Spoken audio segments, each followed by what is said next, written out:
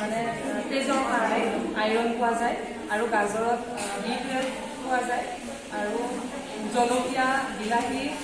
ইয়াত C vitamin পোৱা যায় আৰু মটৰত প্ৰটিন পোৱা যায় গোটেইখিনি বস্তু আমাৰ শৰীৰৰ কাৰণে উপকাৰী আৰু আমি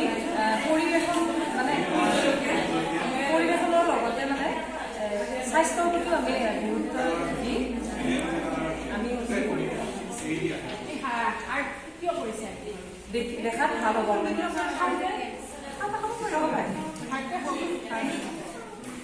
মেম এনেকৈ যদি আপোনালোকে ল'ৰা ছোৱালী খাব নোখোজে এনেকৈ যদি বস্তু চেফ বনাই দিয়া হয় ল'ৰা ছোৱালীবিলাকেও খাবলৈ ইচ্ছা কৰিব